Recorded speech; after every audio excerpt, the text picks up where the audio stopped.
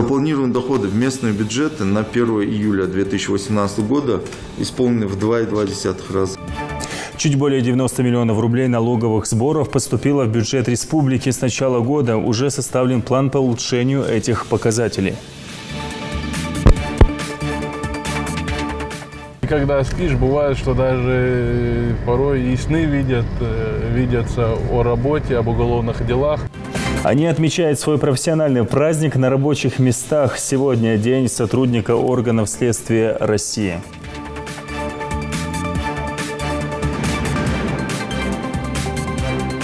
На предприятии имеются все условия для того, чтобы реализовать задуманное. Завод по переработке яблочного пюре и производству соков действительно будет самым мощным проектом. Сад-гигант готовится к прорыву в агропромышленном комплексе Северного Кавказа. Расскажем о планах предприятия.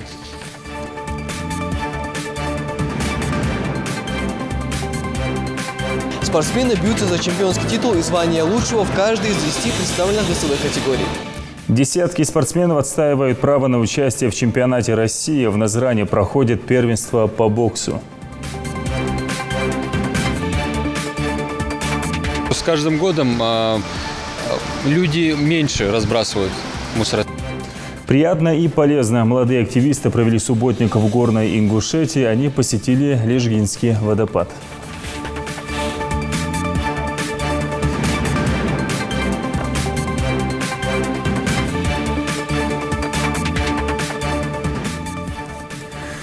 На телеканале Ингушетия информационная программа «Новости 24». Здравствуйте. Налоговыми органами республики обеспечено поступление платежей за первое полугодие 2018 года на 93 миллиона рублей. Это на 22% больше, чем за аналогичный период 2017 года. Об этом сообщил руководитель управления Федеральной налоговой службы по Ингушетии на совещании, прошедшем под руководством главы республики. По словам Тамерлана Вышегурова, темпы роста поступления в бюджет обеспечены всеми подведомственными инспекциями. По инициативе налоговых органов правительством Ингушетии в июне утвержден план мероприятий по мобилизации налоговых доходов в консолидированный бюджет республики на год. Он состоит из 18 пунктов. В частности, план предусматривает работу по вовлечению в налоговый оборот объектов, фактически действующих без правоустанавливающих документов, а также по выведению из теневой занятости населения, нанятого без заключения договоров трудового или гражданско-правового характера.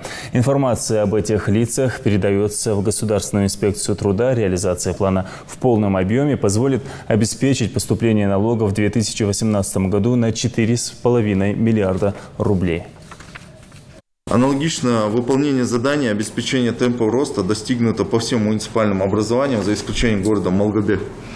Общая сумма поступлений за первое полугодие 2018 года составила 499 миллионов рублей, что на 93 миллиона рублей больше или 22% от аналогичного периода 2017 года. Наибольший темп роста достигнут муниципальными образованиями Джайракского района, города Сунжи и города Магас.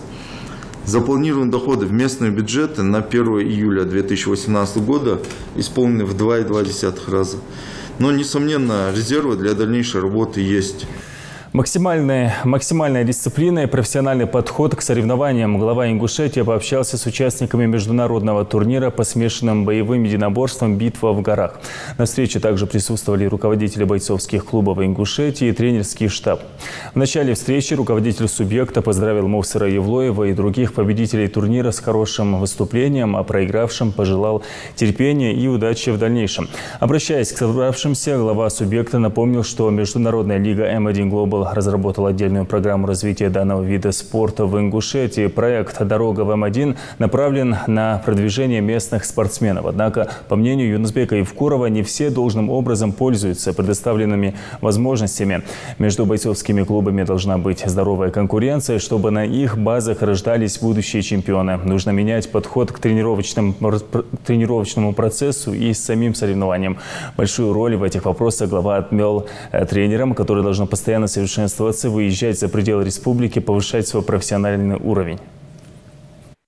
М1 разработал программу «Дорога в М1». Это 4 домашних турнира для того, чтобы проверить, какие клубы сильнее. Второе, чтобы у каждого клуба была мотивация, чтобы они стремились быть лучше. Клубные соревнования, чтобы у каждого клуба был свой имидж, свой топовый боец. У кого-то хороший ударник, у кого-то хороший борец. Чтобы у каждого клуба был свой флаг, свой герб. Когда вы приглашаете сборную, организовали, в состав сборной вошли, кто дисциплинирован, кто не нарушает, все работают. Тогда что? Другого нет. Никогда вы не подниметесь, если вы так жестко не будете работать. Это дисциплина. В спорте самая главная дисциплина. И тогда у вас все будет выстроено. И питание, и режим дня, и тренировка. Это тоже вопрос подготовки к бою, к соревнованиям. Ведь тренер должен это все подсказывать. А заслуга тренера, когда он грамотно со всех направлений смотрит, и силовую, и моральную, и психологическую, во всех отношениях. Сотни уголовных дел ежегодно раскрывают ингушские следователи. Десятки преступников отправляются за решетку. Даже в свой профессиональный праздник стражи закона не могут забыть о работе. Сегодня день сотрудника органов следствия России. И в следующем сюжете наш корреспондент расскажет про молодого капитана юстиции. Слово Зелимхану Калоеву. И когда спишь, бывает, что даже порой и сны видятся о работе, об уголовных делах, потому что переживаешь за них, думаешь о них, составляешь планы. Ночью можешь там проснуться, у тебя какая-то хорошая идея, ты быстро проснулся, записал о том, что у тебя есть такая-то идея, можно так сделать, так сделать. Все мысли только о работе. Более 200 раскрытых дел, в числе которых и особо тяжкие преступления. 28-летний капитан юстиции Адам Шанхоев полностью посвящает свою жизнь любимому делу. Желание и стремление стать одним из лучших следователей у него зародилось еще в дошкольном возрасте. И не случайно. У меня отец более 30 лет работает в следственных органах. И вот с детства я, видя трепетное отношение отца к этой работе, как он любит свою работу, выезды на место происшествия, как он помогает гражданам соблюдать их права. И вот с этого времени у меня зародилось желание, которое впоследствии, как вы уже видите, избылось. Конечно, этому способствовала очень помощь отца в направлении меня в этом.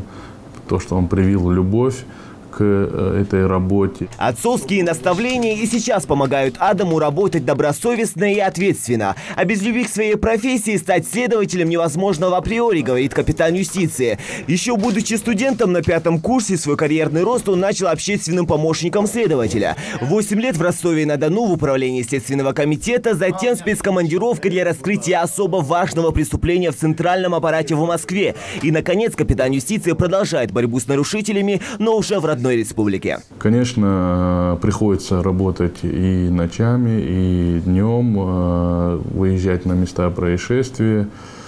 В аппарате, конечно, это меньше происходит, но работая на земле 8 лет, в территориальных следственных органах, конечно, бывали моменты, когда ты днем, у тебя заканчивается рабочий день, у тебя происходит какое-то происшествие, и ты всю ночь едешь с одного происшествия на другое, а потом второй день у тебя уже запланировано заранее все следственные действия, и тебе приходится работать целый день, опять следующий день, и уже не считаясь ни с личным временем, ни с тем, что устал.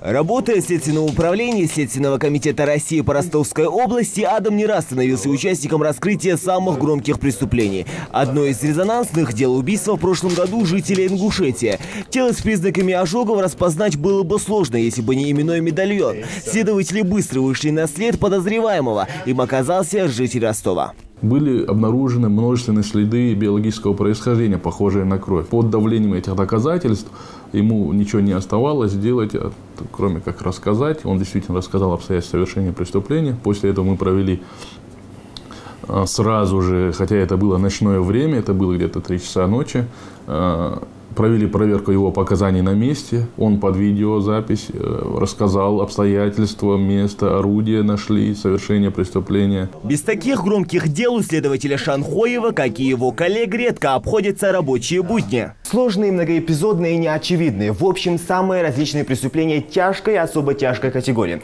Застать кого-то в коридоре трудно. Все следователи сосредоточены на раскрытии преступлений. Времени зря здесь и теряют даже в свой профессиональный праздник.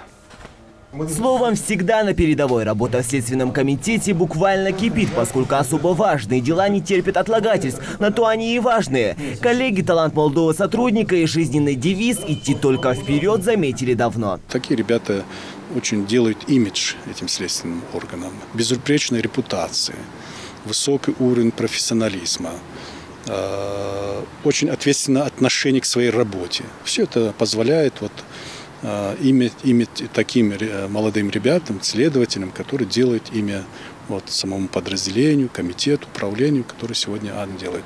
Поэтому сегодня я очень рад, что зная его, что у него так хорошо складывается карьера, что у него все это получается хорошо. И, конечно, династия Шанхоевых, которые заложена отцом и продолжается им, другим его братом Ислам. Я хотел бы поздравить Адама Шанхоева, в его лице всех работников следственных органов, с их профессиональным праздником, пожелать им всего самого наилучшего и, главное, хорошего, прекрасного настроения, настрой на работу и хорошей отдачи. И чтобы всегда как можно меньше было преступлений, которых им приходилось бы раскрывать. С работой он справляется великолепно, так как у него хорошие наставники и, самое главное, у него желание работать. Поэтому он постоянно работает над собой, повышением своего уровня, квалификации. Недостаточно закончить институт, надо больше работать, иметь желание работать и любить свою профессию. Поэтому я знаю, что он уже по призванию следователь. Не по назначению, а по призванию. Вся его работа, насколько я могу о нем судить, она направлена на то, чтобы выявить лицо, совершившее преступление, и в соответствии с законом, конечно же, он понес соответствующее неотвратимое наказание. Важную роль в работе следователя играет постоянное повышение уровня подготовки, поэтому Адам Шанхоев свободную минуту проводит, обогащая багаж знаний. Законодательство все время вносит новые поправки. Я люблю свою работу, ценю ее, стараюсь максимально выкладываться, работать следователем. Ты защищаешь права и свободы, интересы граждан, организаций, интересы государства. Таких талантливых и целеустремленных следователей в Ингушетии немало. Об этом говорит и спокойная по сравнению с остальными регионами обстановка. И все это благодаря людям в погонах, которые порой, рискуя даже своей жизнью, делают все ради сохранения мирного неба и спокойствия в республике. Зелимхан Калоев, Рамзан Зурабов, Новости 24. Премьер-министр Руслан Гагиев провел прием граждан по личным вопросам общественной приемной главы региона. Председатель правительства принял около 14 человек. Граждане просили помочь в улучшении жилищных условий, оказании помощи в трудоустройстве и вывозе ребенка на иногороднее лечение. К премьер-министру также обратилась женщина с просьбой оказать содействие финансированию ее дошкольного образовательного заведения. Все обращения будут рассмотрены и по ним примут решение.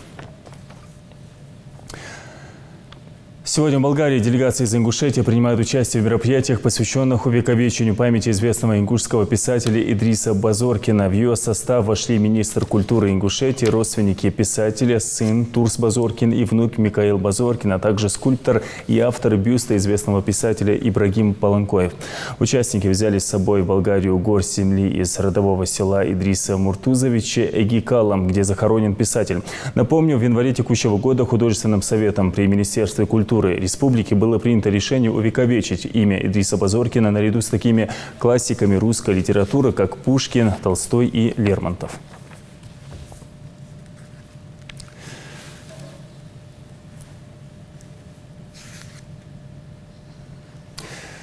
Сад-гигант готовится к прорыву в агропромышленной отрасли России. На базе предприятия планируется создать первый в стране завод по производству пектина. Там же будут изготавливать соки и детское питание. О том, как будет реализован этот масштабный проект, расскажет Рина Цечева.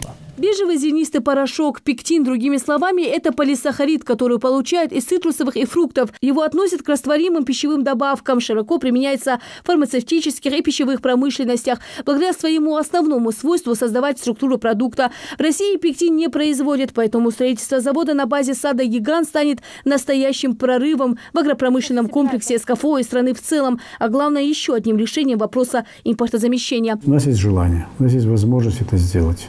У нас есть план, что мы это построим. И в будущем году, надеюсь, что мы это запустим. Говоря уже о производстве пектина, куратор, который нам помогает, поддерживает нас, это сенатор от республики Билан Владимирович Хамчиев. Он первым заговорил о пектине, потому что пектин в России никто не выпускает. О планах строительства завода по производству соков, детского питания и пектина глава Ингушетии рассказал на недавней встрече с президентом страны Владимиром Путиным. По словам Минусбека Евкурова, республика планирует привлечь иностранных специалистов, а позже обучить производству местных. Сад-гигант Ингушетия и оптовый распределительный центр, они не просто сами по себе должны быть, а на их базе должны быть такие предприятия, которые производят и сок там, или другие вещи, которые там необходимы. Это выгодное дело. А потом инициатором выступили руководство сада-гигант Ингушетия. И если по соковому заводу и по детскому питанию там уже буквально мы должны по осени уже подписывать соглашение и уже закладывать камень, то по заводу по пектину, то, что я докладывал о том, что президенту страны сейчас проводятся консультативные вещи, и в том числе там проблема с сырьем.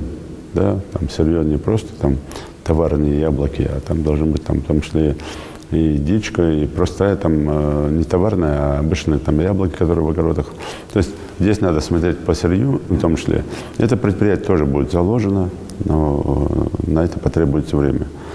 И на этих предприятиях будет создано более 200 рабочих мест с постоянной заработной платой. Ну и, конечно, это будет такой хороший имидж для республики. Опыт в строительстве таких крупных объектов в Ингушетии уже есть. В республике успешно функционирует сад-гигант, самый большой яблоневый сад в Европе, оснащенный высокотехнологичным оборудованием и современными камерами хранения. На предприятии имеются все условия для того, чтобы реализовать задуманное. Завод по переработке яблочного пюре и производству соков действительно будет самым мощным проектом. Помимо прочего, здесь на предприятии работа идет круглый год. В прошлом году, если собрали 10 тысяч тонн яблок, в этом году намерено аграрии собрать 20 тысяч тонн яблок разных сортов. Возможности у предприятия велики. На переработку они могут взять и урожай яблок других аграриев. Но мы хотим и дальше пойти. Если сок, то осветленный. Если сок яблоки переводят, то это детское пюре яблочное, это повидло, это джемы, это все, что можно из яблок получить. Но и в программах это стоит. На будущем мы сейчас идут проектно-изыскательские работы посредством этого цеха по производству соков, повидла и пюре яблочного. В любом деле всегда важно усердие и трудолюбие. У сада-гигант большие планы. Сегодня здесь собирают урожай персиков. В августе поспеют яблоки. Сегодня мы делаем прореживание яблок. Сегодня мы привязываем деревья к 5-й проволоке, где-то к 4-й проволоке привязывают, где-то выравнивают его. Сегодня идет сбор персика. В саду работает примерно 260-270 человек сегодня. Мы готовимся к уборке. Вот это сорт гала. Мы начнем уборку 15 августа, 15-18, в этих числах уборку начнем. И мы сейчас готовим к набору еще 300 человек. У нас уже записаны они. Мы ведем сейчас с ними оформление их, ведем, инструктируем их для работы.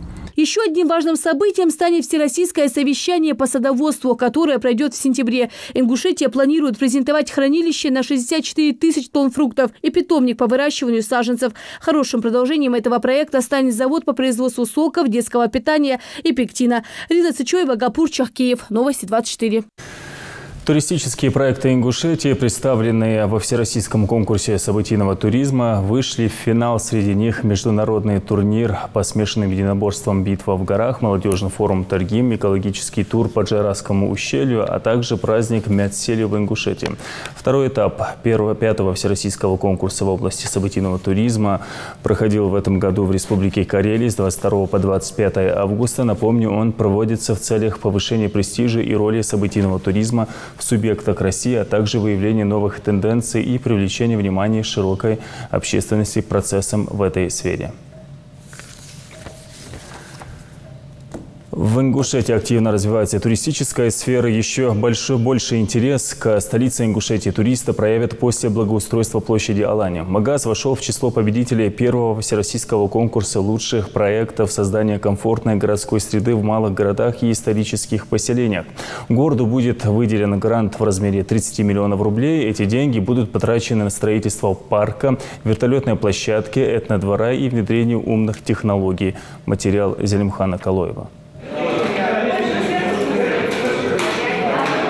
Бурные обсуждения продолжаются. Новость о том, что столица выиграла грант в размере 30 миллионов рублей, обрадовала всех жителей республики, поскольку желающих отдохнуть в Магазе с каждым днем становится все больше, а туристические маршруты непременно ведут к главной достопримечательности – 100-метровой башне Согласия. Концепцией предлагается благоустройство прилегающей территории. Мы, не задумываясь, определили место, именно площадь, центральную площадь столицы, потому что парковая у нас недостаточно парковых зон в республике, и для нашей политики муниципалитета это приоритет, это отдых жителей, гостей нашей республики. Башня является центральным местом, и в скором времени она будет обустроена под этнический музей, и благоустройство вот этой территории около этой башни, она будет дополнение и будет завершенным комплексом туристической зоны нашей республики. Парк непременно обещает стать украшением башни, излюбленным местом проведения досуга горожан. Его проект будет оформлен в национальном стиле с учетом самобытности и характерными элементами древнеингушской культуры. В общем, все выдержано, как и полагается. Всю площадь можно наблюдать с высоты 90 метров. Дело в том, что у нас на башне находится смотровая площадка, и именно сверху будет рисунок орнамента читабельным. Вот. И это будет очень интересно и для жителей, и для гостей города, с учетом того, что вокруг этой пешеходных дорожек будет большое количество зеленых насаждений, и будут и фонтаны, и искусственные водоемы. Здесь будет такая своего рода зона отдыха. Также будет предусмотрено устройство пергол. Также мы предполагаем здесь установить уличные небольшие библиотеки, где можно прийти. Будут столики такие, где можно поиграть в настольные игры, шахматы можно поиграть. Не забыли учесть и современные вызовы, внедрение различных так называемых умных технологий, которые и будут содержать на контроле всю территорию. Автоматическая поливка зеленых насаждений, энергосберегающее освещение и сбор отходов. Здесь также появятся торговые павильоны, амфитеатр, подземный паркинг, площадки для активного отдыха и не только. Вот эта часть, где мы сейчас видим пустыри, здесь с востока на запад будет проходить аллея. Вдоль аллеи будут нанизаны различные цветники, клумбы, зеленые насаждения. Также симметрично от основной дорожки будут размещаться искусственные водоемы. В конце с западной стороны мы здесь предполагаем устройство вертолетной площадки. Это с целью для того, чтобы предусмотреть возможность посадки вертолетов, потому что у нас приезжает большое количество высокопоставленных гостей. За башней предполагается установка этнодвора с элементами ингушского быта. В общем, реализация проекта не оставит равнодушным никого. Участвуют в обсуждении концепции проекта абсолютно все. Вот и депутат Народного собрания Ингушетии Марьям Амриева, несмотря на свои летние каникулы, специально пришла внести свою лепту. Чтобы все-таки больше акцент сделали, когда будет озеленение, когда будет решаться вопрос ландшафтного дизайна этой парковой зоны, чтобы учитывали, что мы южный город, что у нас лето очень знойное, и чтобы такой акцент сделали больше на посадку тех деревьев, которые дают крону, тень, чтобы это создало такое уютное, хорошие условия для тех, кто будет прогуливаться в этом парке. Всего в числе победителей насчитывается 44 субъекта России. 60 участников определены в категории «Малые города» и 20 в категории «Исторические поселения». Из почти 450 заявок конкурсной комиссии было отобрано 198 работ. В их числе оказалась и столица Ингушетии. Проект, он очень, на самом деле, очень яркий и очень креативный. И мы были безумно сильно рады, когда победили, да, и когда оценили буквально по всей Российской Федерации, оценили работу нашего, хоть и маленького, но зато уже такого популярного и умного города. И, конечно же, эта победа была еще одним ярким подтверждением того, что действительно наша столица движется в правильном направлении. Впрочем, для благоустройства всей территории одного гранта, выигранного в конкурсе, будет недостаточно. Поэтому в мэрии города намерены привлечь инвестиции. Словом, Магаз и дальше намерен удивлять жителей. И если все пойдет по плану, то площадь Алания преобразится до неузнаваемости.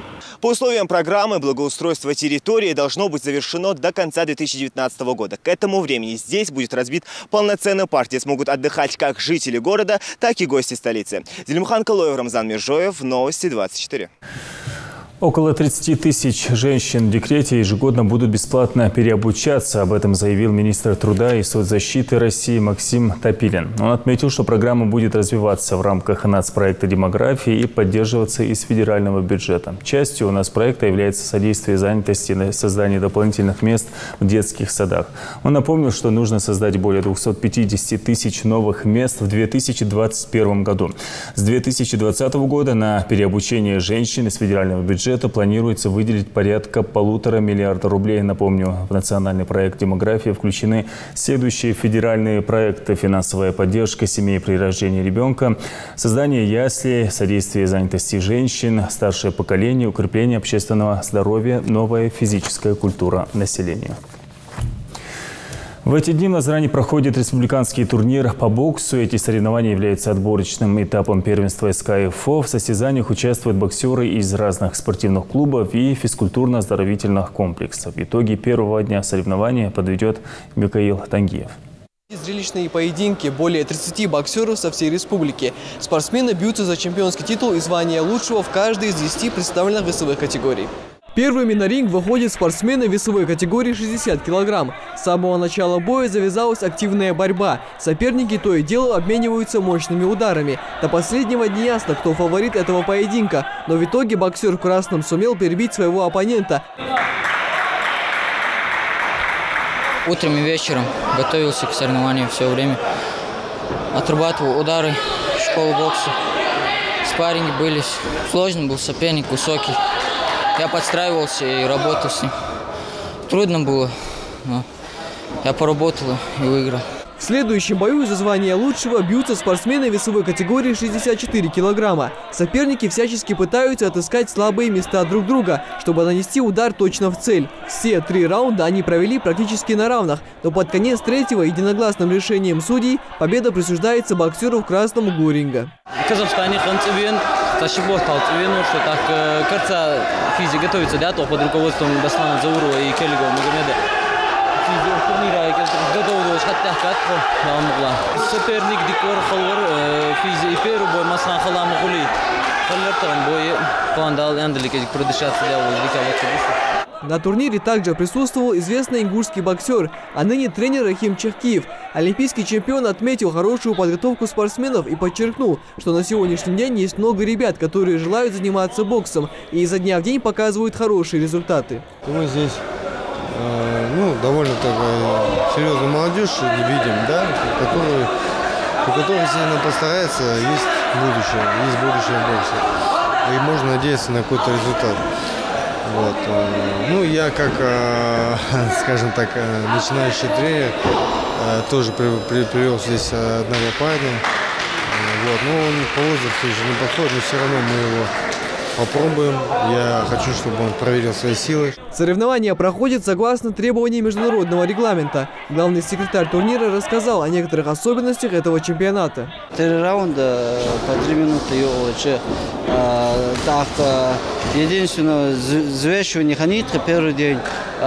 После финальных боев опять взвешивание халижи, так как я олимпийский боксер, каждый Этот турнир является отборочным этапом на первенство СКФО по боксу, который состоится этим летом в Дагестане. А спортсмены, победившие на этих соревнованиях, будут бороться за звание лучшего уже на чемпионате России. Михаил Тангиев, Рахман Цуров, Новости 24. Семинар для специалистов в области слухоречевой реабилитации детей с ограниченными возможностями состоялся в Республиканском реабилитационном центре.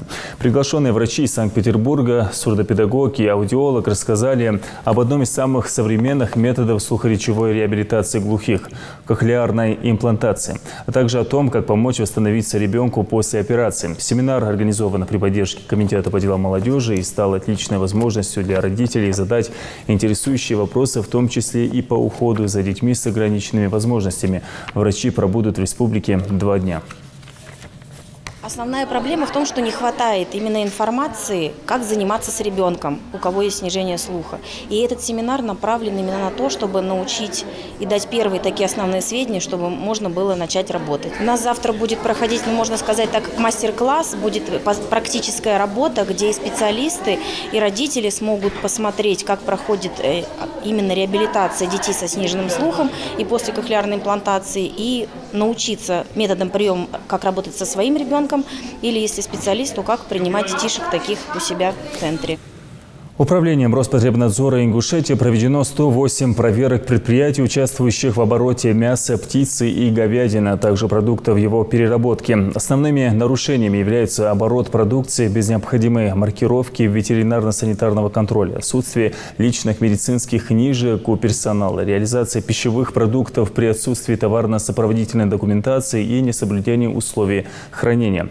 По выявленным нарушениям наложено 194 штрафа на сумму 125 тысяч рублей. 6 дел передано в судебные органы для принятия решения об административном приостановлении деятельности торгового объекта. Молодые активисты провели субботник в Горной Ингушетии. Акция прошла в рамках всероссийского конкурса «Зеленый маршрут». Ребята посетили известный всем Лежгинский водопад. Они не только насладились красотой природы, но и очистили территорию от мусора. Там побывала и Ната Евлоева. Следуя указателям, медленным шагом ребята поднимаются в гору. Сегодня они вместе с сотрудниками Комитета по туризму решили покорить Ляжгинский водопад. И получается у них это довольно неплохо.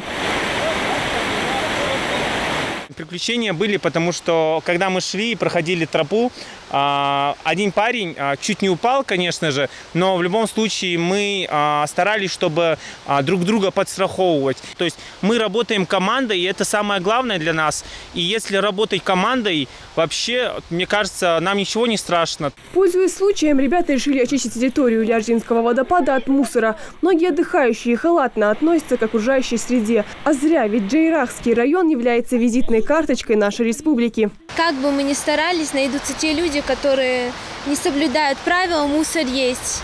В любом случае, как известно, людей здесь немного, но мусор мы находили. Каждый, кто приезжает отдыхать в горы, обязан убирать за собой мусор. В последнее время в интернете распространяется множество видеороликов, в которых жители республики жалуются на неряшливое отношение к природе. Однако по наблюдениям Хамзата Гулиева, часто отдыхающего в горах, мусора в этом году стало меньше. Мусора, скажем так, я заметил такую тенденцию, что с каждым годом люди меньше разбрасывают мусора. То есть в прошлом году, позапрошлом здесь было, скажем так, 3 раза больше его. Сейчас поменьше. Опять же, уже заметно, что люди начали здесь собирать какие-то, уже сами, наверное, стыдно, и начали сами уже какую-то инициативу проявлять, то есть собирать уже в мешки, ставить, и уже сейчас легче было.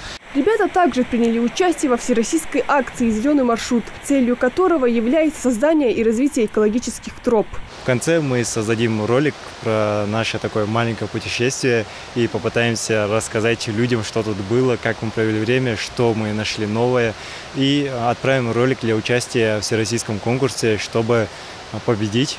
В итоге победителя отправят на один из регионов России для совершения таких же туристических маршрутов. Прежде чем дойти до водопада, ребятам предстоит пройти целую полосу препятствий длиной в 1300 метров. Можно сказать, практически рискуя своей жизнью. Но и это их не останавливает, ведь чем тяжелее достается победа, тем слаще она на вкус. Наконец финиш. Ребята дошли до самого подножья водопада, но и на этом они не останавливаются. Помогая друг другу, они вскарабкались на самый верх.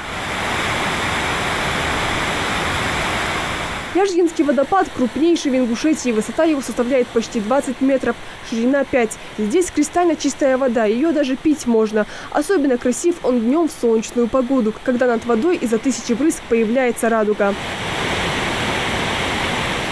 Это была продуктивная поездка, ведь ребята не только отдохнули, но и очистили от мусора прилегающую территорию Ляжгинского водопада. А туристам не стоит забывать, что с Голубого ручейка начинается река, ну а свалка начинается с бумажки. Ната Евлоева, Рахман Цуров, Новости 24.